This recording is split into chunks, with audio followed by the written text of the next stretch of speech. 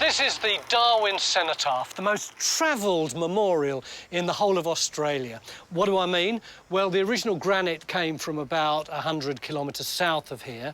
Then, in order to be made, it was taken down to Sydney, brought back here, whereupon they realised that 3 names were missing, so it went back down to Sydney again to be recarved and repolished, came back up here, by which time it had travelled more than 16,000 kilometres and was unveiled with due pomp in 1921. But this is the bit that you might not have expected. 2 names were misspelt and 2 sets of initials were wrong. Not only that, but there are 3 people on it who actually survived the war. Still, it's the thought that counts, isn't it?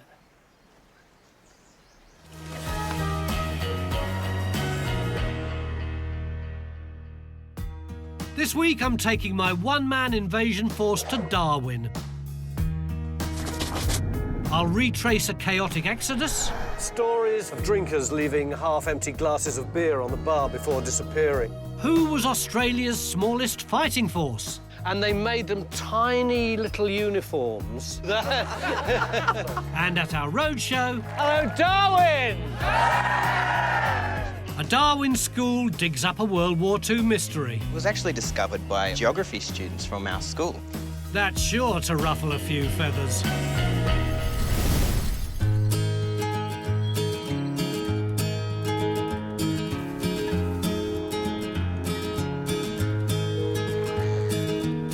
Modern-day Darwin is a far cry from the isolated settlement of World War II.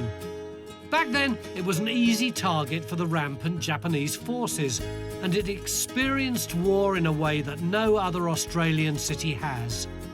These days, Darwin's population comes and goes, but the old-timers can never forget the days when their small outpost was Australia's front line.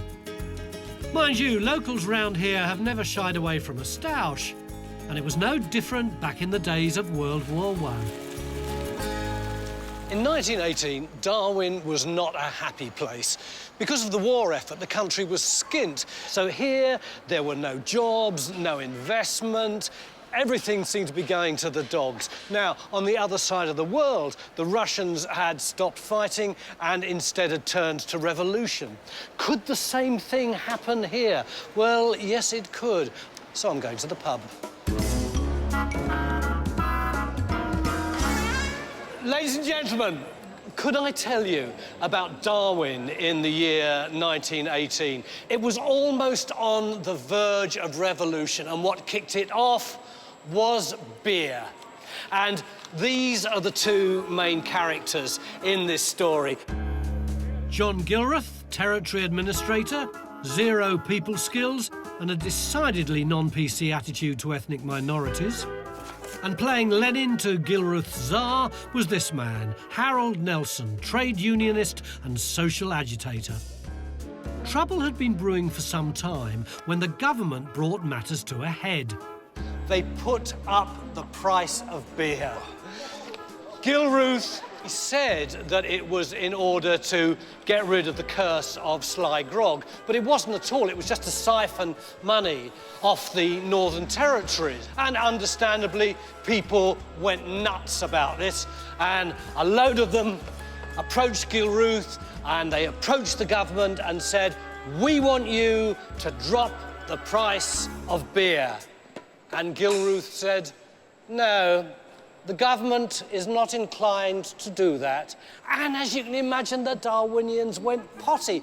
Now was the time for revolution. Now was the time to raise the red flag. Now let us go and storm Government House. Yeah! Come on! To Government House to keep the price of grog down. Hooray! Hooray! You want a beer? When do we want it? Now! On December the 17th, 1918, 1,000 people marched through the streets to Government House. Nelson had called for a peaceful demonstration, but an effigy of Gilruth tied to a car showed that these disenchanted and presumably thirsty Bolsheviks meant business.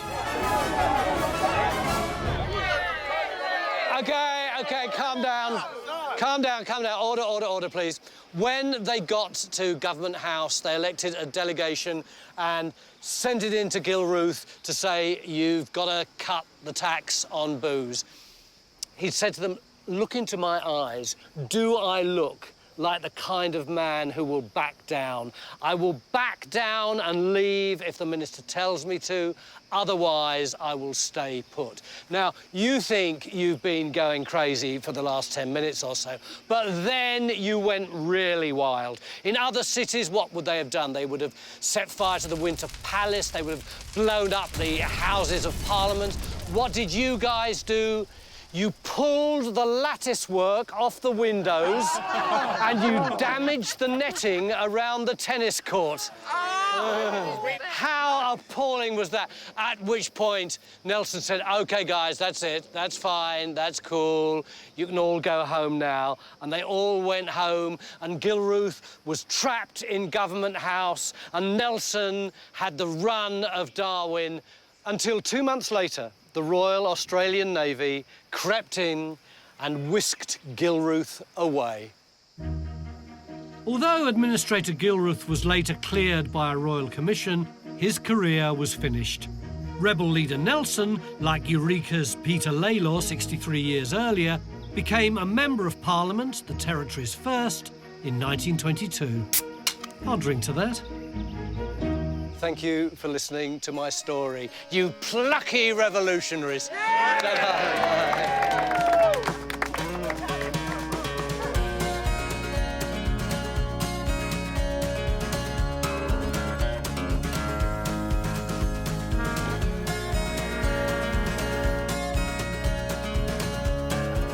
Territorians were fighting over beer because nobody expected them to fight overseas.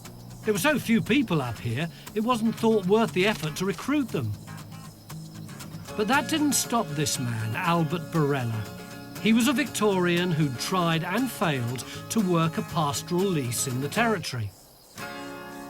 In 1915, he was working at Tennant Creek, and in order to enlist, he had to walk day after day through the heat, swimming through croc-infested waters, until finally he arrived at Powell Creek.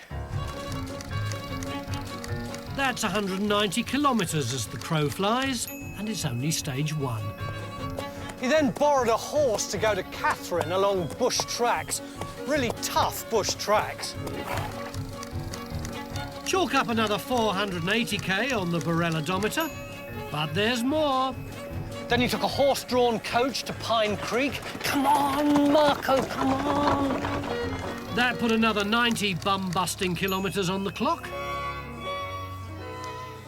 And finally, after what must have seemed like an eternity on the open road, or the open dirt track to be more precise, he got a train for the final leg of his journey to Darwin. All up a journey of nearly 1,000 kilometres over about 2 months. Finally, he could enlist, right? Wrong. Remember, there was no enlistment in Darwin. So what did he do? He set sail. He took a boat all the way round to Townsville. So by the time he signed on the dotted line, even before he put on a uniform or even thought about how to fire a machine gun, he had travelled round about 3,500 kilometres. Why am I telling you all this? Because in 1918, at Villers-Bretonneux in France, 36-year-old Albert Barella became the oldest Australian in World War I to win a VC, when he ran through machine gun fire, took out the post and captured 30 prisoners. If they awarded an alternative Victoria Cross for sheer bloody determination, Albert Barella should have won that one too.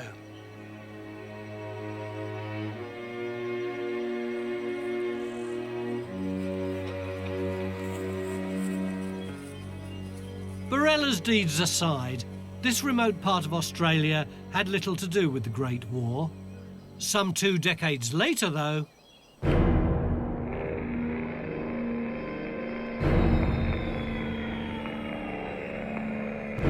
it was a very different story. On February the 19th, 1942, Australia was attacked. This Japanese propaganda film shows one of the two devastating raids on Darwin, which came just an hour apart.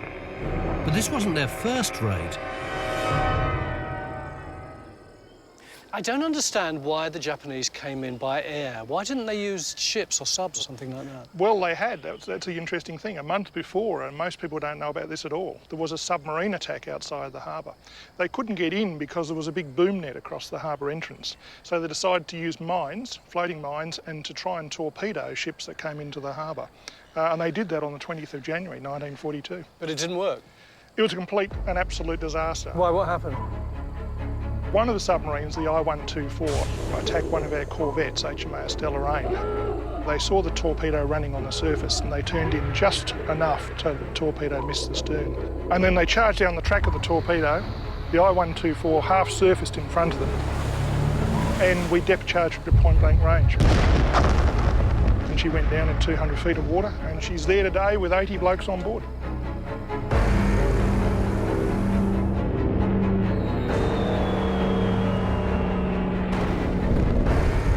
Second time around, there was no mistake. About 250 people died, 20 military aircraft and 8 naval ships were destroyed. Darwin was virtually wiped out. The Japanese air attacks destroyed a vital Allied supply port and sent shockwaves across the nation.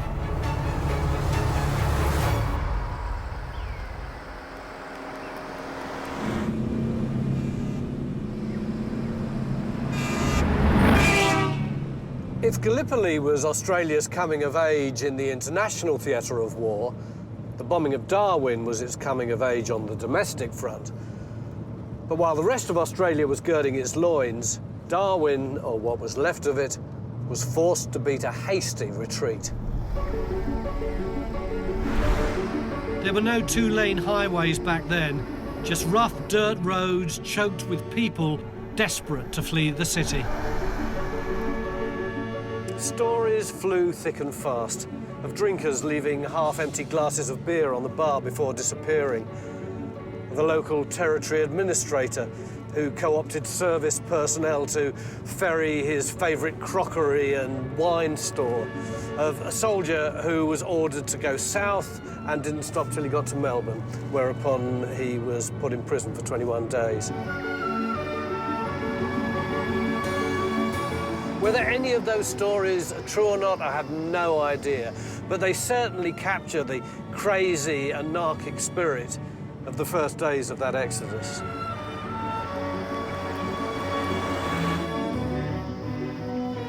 Those who didn't head interstate ended up about 100 kilometres down the road at a tiny settlement called Adelaide River.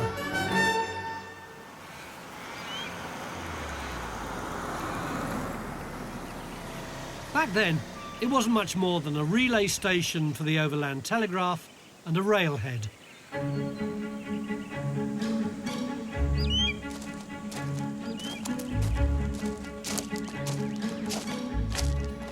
In February 1942, Adelaide River's 200 or so residents had their lives turned upside down. Overnight, it was transformed. At its height, there were 30,000 troops stationed around here. Adelaide River had become the hub of the Northern Territory's war effort. There were airstrips, hospitals, and fields full of produce.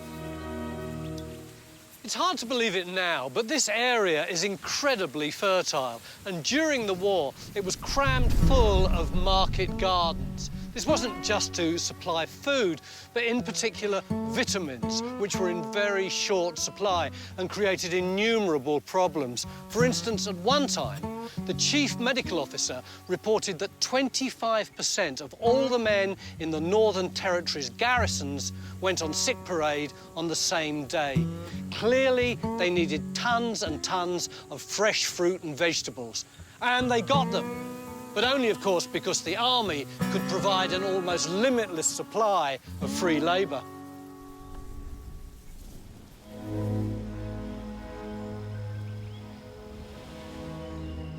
This pop-up town's glory days lasted for just 3 years. But it still has one claim to fame. thanks to the Japanese. This place was actually bombed, wasn't it? Yes, Adelaide River was bombed a couple of times, and particularly the final air raid in November 1943 when the war started to retreat to the north. You mean the last bombing in Australia? It was final air raid on Australia ever since, yes, so that was the final one. So what about after the war? What happened to the place? So everything was put up for army disposals after the war, and a lot of the materials went south, and some were used on local buildings in Adelaide River. How many people live here now, do you reckon? About 300. So it's virtually the same as it was in the mid-30s? That's right, it hasn't changed much, yes.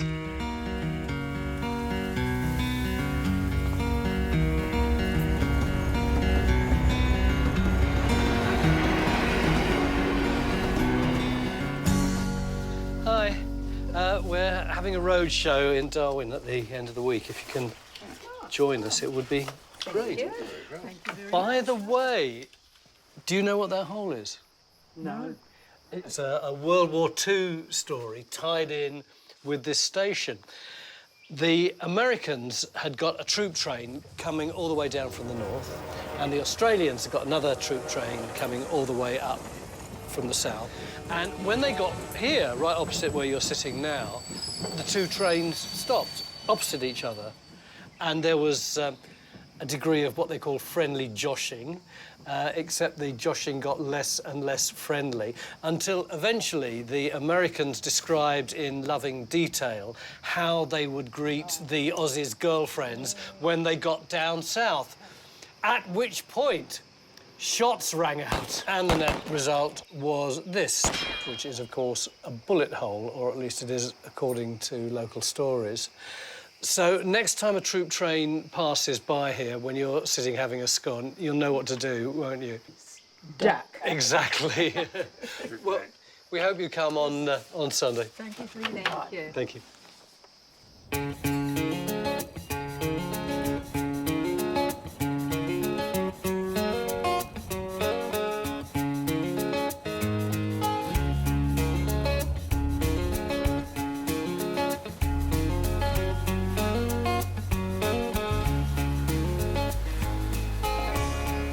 It's more than 70 years since the Japanese bombing of Darwin, but it's a story that still holds a few surprises.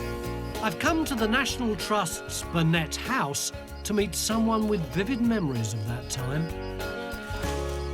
I'd always thought that the Darwin bombings came as a complete surprise, but you were evacuated before that, weren't you?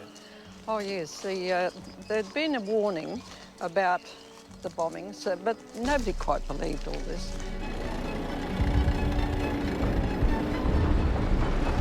And when Singapore fell, then the alarm bells rang. When the government ordered all women and children to be evacuated, Wendy's mother Poppy refused to go, despite her husband's pleadings.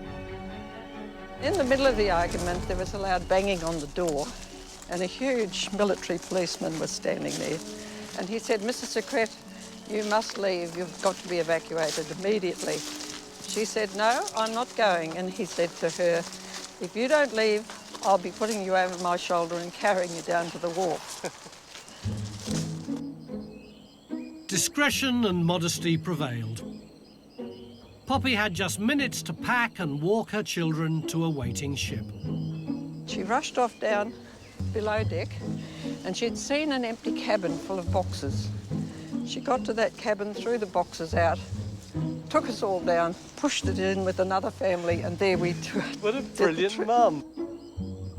During the 9-day trip to Perth, Poppy was given 2 jobs, minding her children and scanning the surrounding waters for deadly mines. What facilities did the government provide you with when you got to Perth? Very little.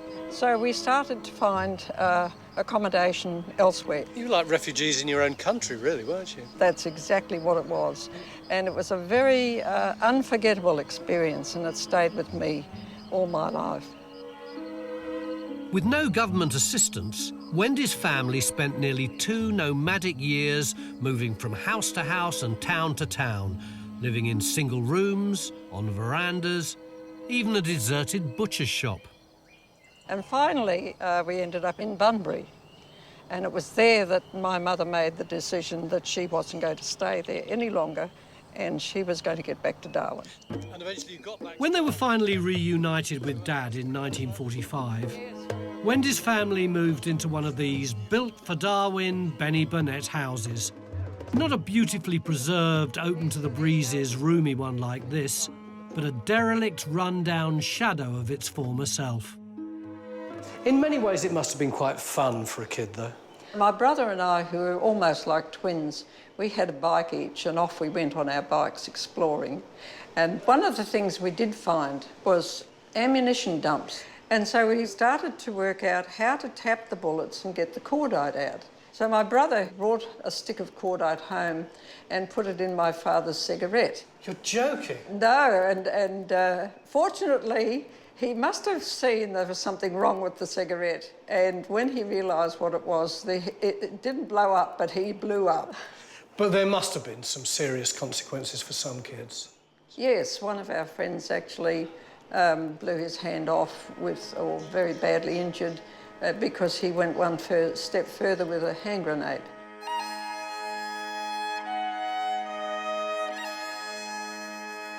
Their roving days were done.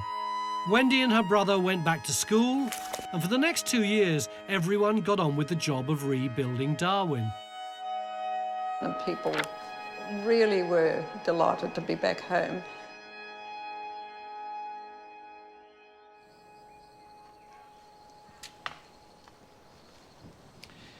I'm glad they've done up this old Burnett-style house, just like the one that Wendy and her family lived in when they were trying to pick up the pieces after the Second World War. But what the war didn't take away, Cyclone Tracy and newer regulations about asbestos did, because there are hardly any of these left now. And I think that's really sad, not just because they're so evocative of the war period, but also because they're some of the most good-looking and environmentally appropriate houses in the whole of Australia. I wouldn't mind living in one.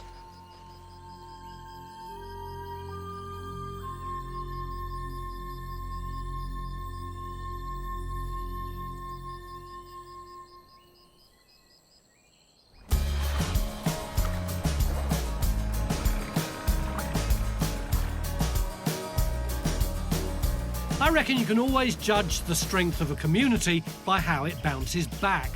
And I'm not just talking people. In 1942, Darwin was home to a plucky little gunner who never fired a shot in anger, but still saved his fair share of lives. Excuse me. Is your dog a Kelpie? Yes, he is. I thought so. What's his name? He's Pacey. My name's Tony Robinson, and I'm doing a Tour of Duty Roadshow at the end of the week. Oh, What's your name, by the way? Therese. How do you do? We've got this great story about a Kelpie. Can I share it with you? Yeah, sure. OK. There was this Kelpie called Gunner, and he got bombed to pieces in one of the early Darwin attacks. And a bloke found him, an aircraftsman called Percy Westcott, and obviously he wanted to help him. So he was able to take him to the MO, and he was cured. But what was really intriguing about him was that after that bomb attack, he would always predict when enemy bomb attacks were about to happen. About 20 minutes before, he would start to whimper and whine and make a fuss. And he got more and more sophisticated at it, till by the end, 40 minutes before an attack came, he was able to tell people that it was about to happen. Oh. Knowing what you know about Kelpies, do you find it plausible that Gunner could have been able to do that? Oh, absolutely. They're amazingly intelligent animals. In fact, Pacey here is, he always warns us when there's storms approaching. You're joking? No. When he was young, Yeah. there was a lightning strike down the back of our rural block. Scared him, he ran away. Every time a storm hit after that, he'd always let us know by his tail. That's very similar to Gunner, isn't it? Yes, it is. Poor old Gunner, we don't know what happened to him because eventually Percy Westcott left Darwin and he was handed over to someone else and disappeared into the mists of history. But he'd clearly done a very good job. Just like this one has. Well done, you. It's a bit of a TV star. So maybe we'll see you on Sunday at our Roadshow Day? That'd be great. Thank Cheers. you. Bye.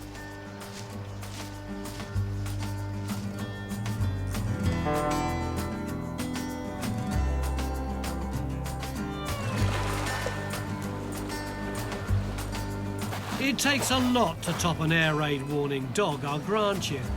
But Darwin, in fact the whole of the Northern Territory, isn't your average piece of Australia. There's an unorthodoxy which is both endearing and wildly unpredictable.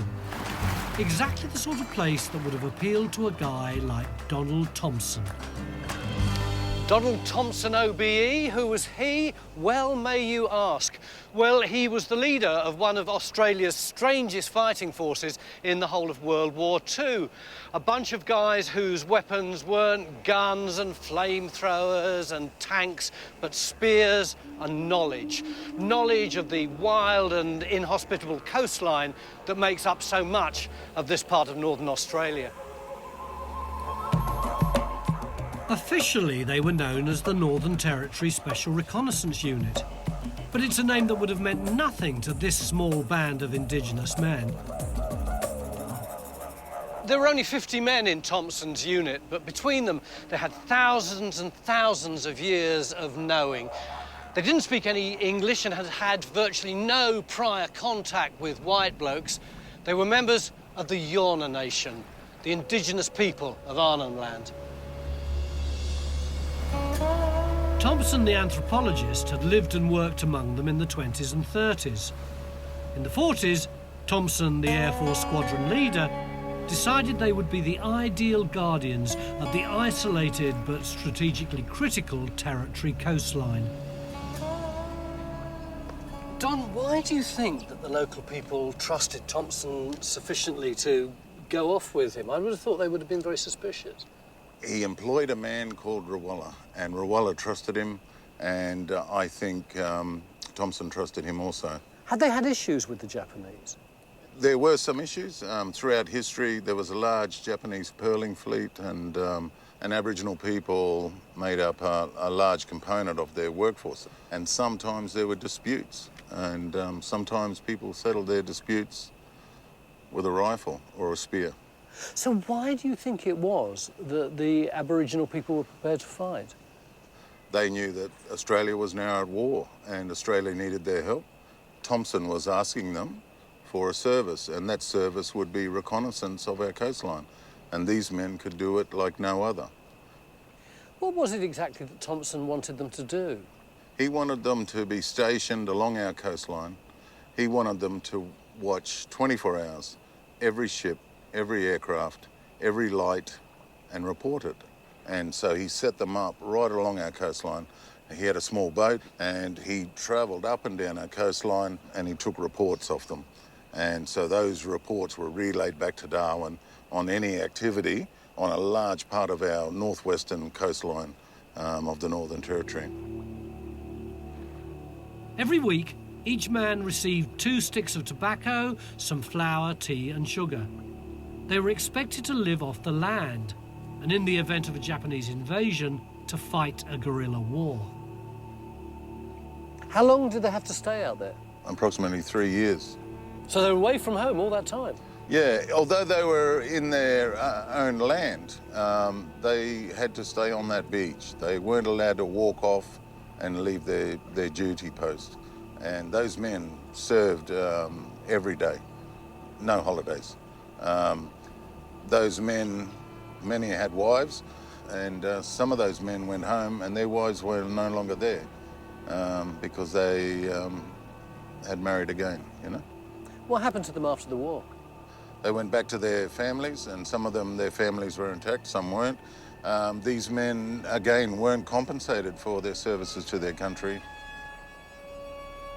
In 1945, Donald Thompson was awarded an OBE for his services. In 1992, the few surviving members of the NTSRU were given campaign medals and 3 years back pay on private's wages.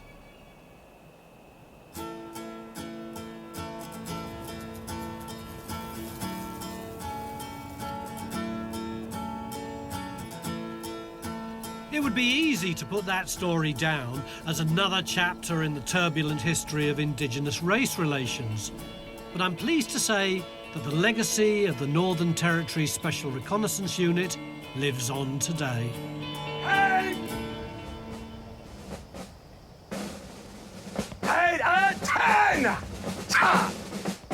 Larrakia Army Base is home to NORFORCE, a unit based here in Darwin. Today, the latest intake of NORFORCE cadets is having its passing out parade. Many of them are young Indigenous men and women still searching for a career path. The patch that's been put on your shoulder today represents a significant history of a unit that has been involved in protecting country and serving the nation since the Second World War. Congratulations. Welcome to the unit. Good work. Those who don't pursue an army career will be encouraged to go back and serve their remote communities.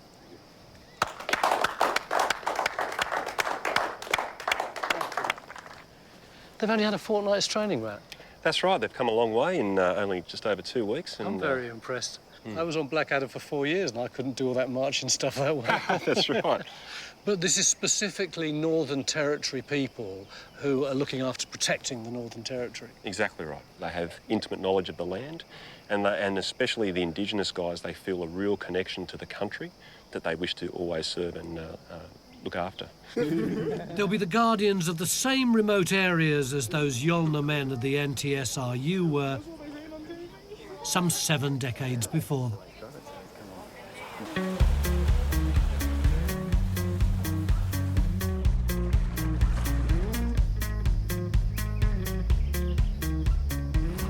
This is my first visit to Darwin, and I'll be honest, I thought the war history here would start and end with the Japanese bombing in 1942. Clearly I couldn't have been more wrong, which has been a lovely surprise. But then Darwin is full of them. Ladies and gentlemen, hi, hello. I wanted to ask you a question. Have you any idea what the most effective means of all was for the Australian Army to communicate in New Guinea in the Second World War? What might you think? Yeah. How about jungle drums? Jungle drums, yeah. There's a problem with jungle drums, though, isn't there? Is that the enemy can hear them and... Smoke signals. Smoke signals, yeah, very good. These are all very old-fashioned. What about Morse code? Morse code, yeah. The problem with most of the electronic things in those times were that they did tend to rely on lines, and lines could easily be cut.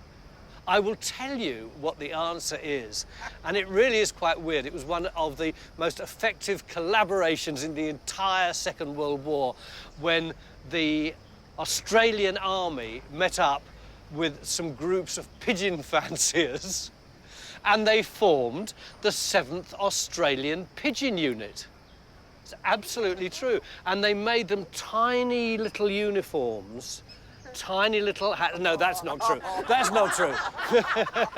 She's going, oh, right, little, you know, I could do that.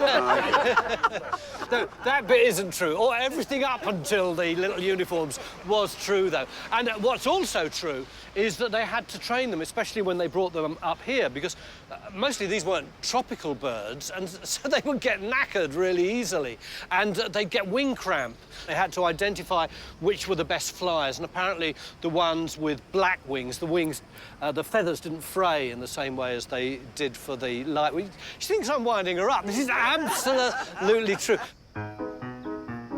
But here's the best bit. In 1943, a fabulous woman called Maria Dickin created the animal equivalent of the Victoria Cross, which she modestly called the Dickin Medal. And 2 Aussie pigeons won it. One was called Blue Bar Cock Pigeon number 139DD43T. You'd have thought they might have called it Joey or something. Call him Blue. Call him Blue. That one won for flying through a tropical storm and helping to rescue a foundering army boat. And another one, Blue Checker Cock Pigeon number 879DD43Q, for flying through heavy enemy fire in aid of a stranded patrol. So they did do a good job, didn't they? And remarkably, you can still pay homage to these birds because they are still around. They are at the War Memorial in Canberra where they've been stuffed. Just like I have by the fact that there are no pigeons here. What? Hey, no. Zach, look.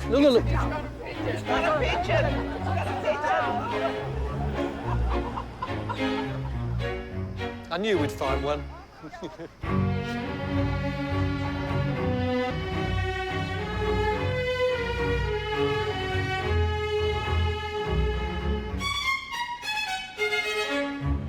Fortunately, I'm not counting on pigeons to turn up to our tour of duty at the Military Museum, but I do want lots of people and lots of stories of when the Northern Territory went to war, at home and overseas. Come on, Darwin, surprise me yet again.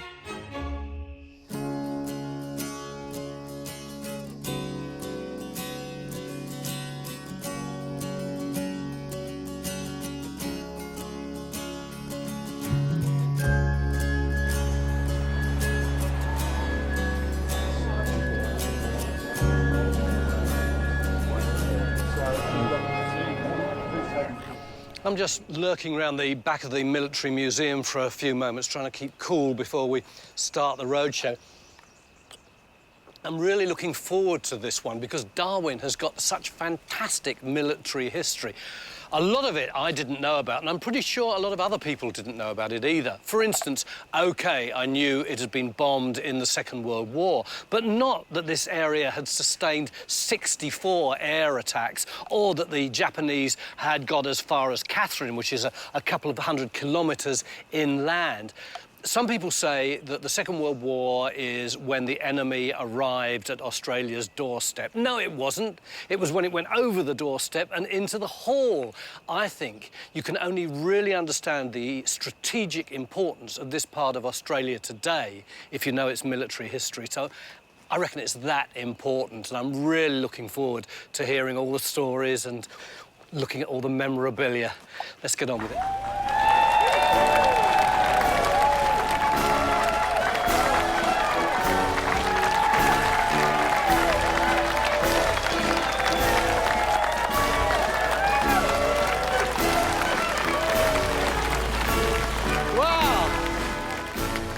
Darwin!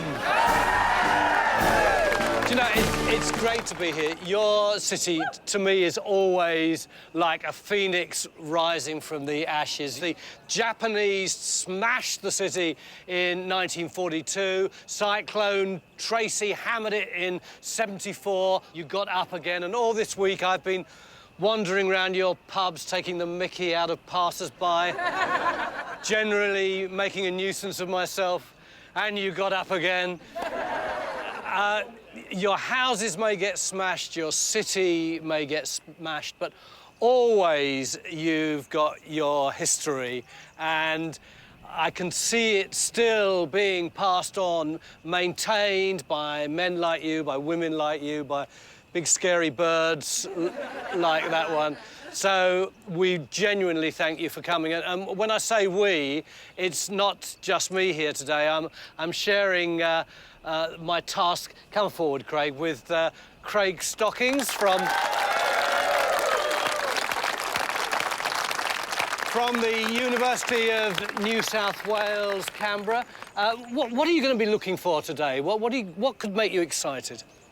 Well, Tony, I'm hoping we can unearth some stories, not just about the battlefield, but also about the home front at the same time. But either way, I'm excited. I can't wait to start. Yeah. Oh, let's give him another round of applause. Absolutely. Yeah. So anyway, that's enough jabbering from you and I. Let's get on with the roadshow.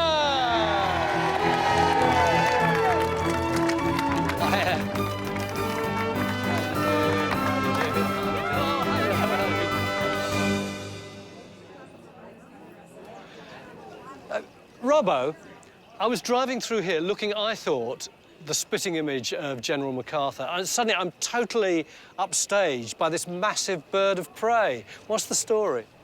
Courage is a 26-year-old wedge-tailed eagle. He's the mascot of the 2nd Cavalry Regiment in Darwin. His birthday is the 27th in August. He's a Warrant Officer Class 2, as by the rank slide that I've got here on the glove. He's been with us for the 26 years. We got him from Taronga Park Zoo as a 3-week-old chick. Am I right in saying that he's been a bit of a bad lad in the past? Courage has quite a few discrepancies to his name. His major one was assaulting the Chief of the Defence Force at the time, Peter Cosgrove. He has known to rip his epaulette off his shoulder. So what happened to him? How was he punished? He got demoted, and it was one of the times that he's gone up through the rank structures from corporal to sergeant to corporal to trooper to work his way back up through again. What else has he done? There's been times that he's gone AWOL for up to 3 days, that he's flown off the parade, gone into the local training there, and it's taken 300 people 3 days to try and locate and find him. Just recently, he had a real run-in with military police that he assaulted half a dozen of them. So, what's the way? Yes, that's you we're talking about. Oh, cheers, guys. Mind you, when we were having that conversation all the time, Courage was going, actually, can you get the camera back on me now, please? Nice name, by the way, Robert. Thank you.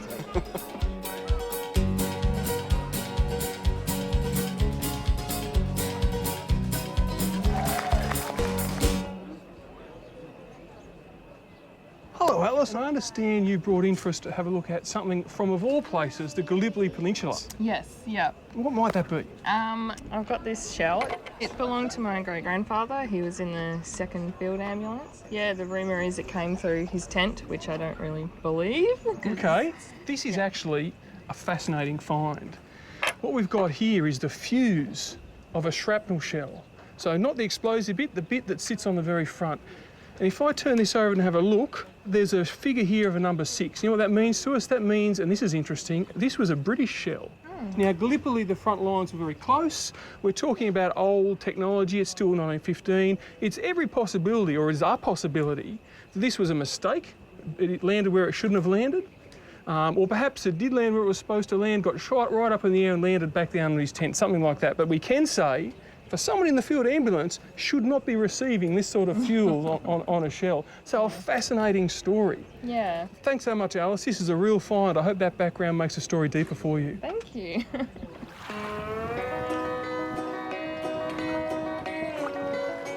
I'm in the top end, taking my tour of duty to Darwin. It's hot, it's steamy, but the military museum is still full of people keen to share their stories.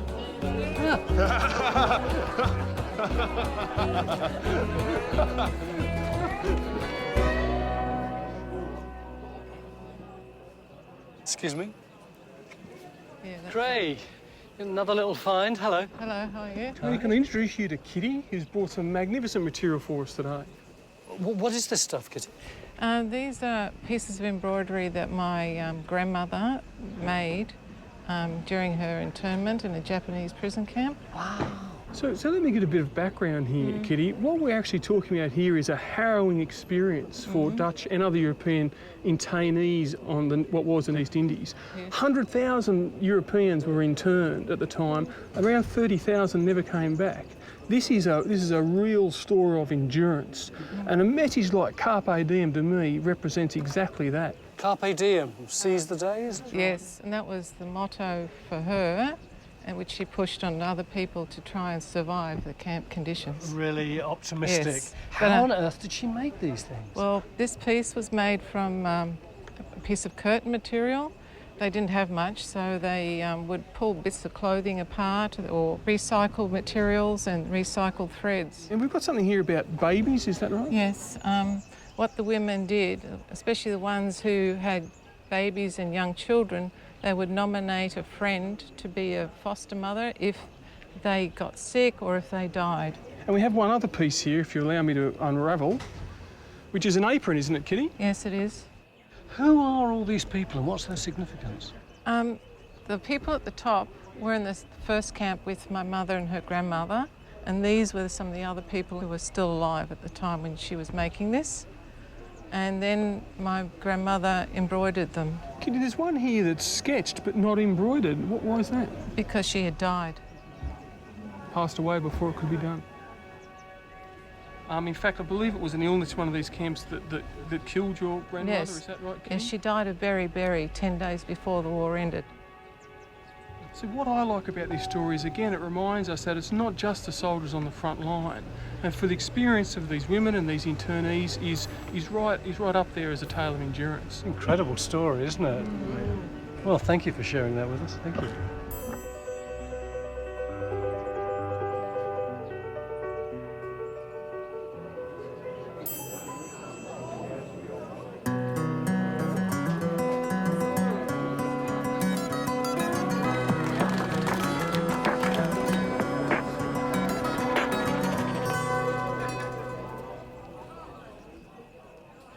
Bob, your family have been here for quite a long time, haven't they? Yes, I'm a fourth-generation Territorian. My grandparents came here in about 1887, and my father was responsible for all the gun emplacements you see around here in Darwin. And you saw a little bit of action yourself, didn't you? Yes, I was in Vietnam. I was with 17 construction workshops. We're a land clearing engineer battalion, and our job was to look after land clearing up the Mekong River. Now, when you were in Vietnam, you got a very interesting piece of memorabilia, didn't you? Yeah, I did. I was billeted with a Staff Sergeant Rejo, who happened to be one of the tunnel rats. Can you explain to these guys what the tunnel rats were? Yeah, a tunnel rat was one of those people that had to go down, like in the Viet Cong had put all these massive tunnel networks in South Vietnam and across the country to hide in. And the job of the tunnel rats was to go down and clear them, and by clearing them was to mean to get anything that was dangerous in there out or blow them up. Anyway, this bloke that I'd befriended, his name was Pedro Rejo, and he looked after me and took me into a couple of the tunnels in Cu Chi. And the night we left, he presented me with his lighter, which says, Like, hey, there's his tours of duty, 68, 69, 70. And it says, fighters by day, lovers by night, and drunkards by choice. And there's an apt description on the back by his name as well. On the back, it says, when I die, bury me face down, so the whole world can kiss my ass. What a nice thought to share with you all. Thank you. Give it back to him, though. Yeah. See you all. Thank you.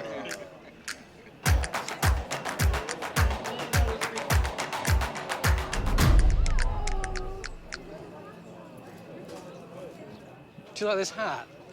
The 1st Brigade gave me that. I think I'm possibly a member of the Australian Army now. Oh, what have you got?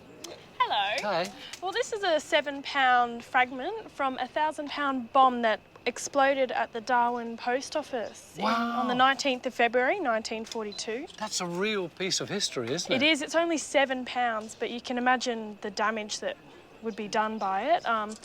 When it hit directly on top of a trench where 10 post office employees were taking shelter, and they were killed instantly. So. Fantastic piece of history, isn't it? Oh, what have you got? Well, we've got a World War II rifle here, and it was actually discovered by a few geography students from our school. Yeah. It was discovered in between Mindle Beach Markets and Bullocky Hill, where our school now stands, and it was actually found in the pneumatophores of the mangroves there. Is it Australian? Some further research by the Australian Military Museums found that it was actually a Canadian rifle. Now, that is intriguing. There must have been loads of weapons from all over the place around Darwin at that time, mustn't there? Great stories. That is astonishing, isn't it?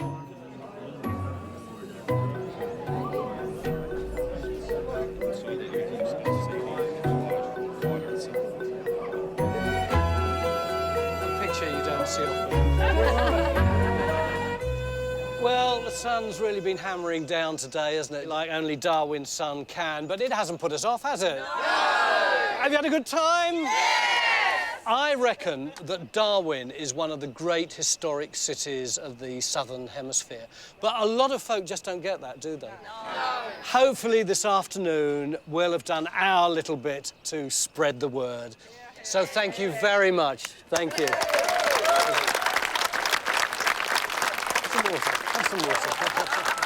Hi, I'm Tony Robinson.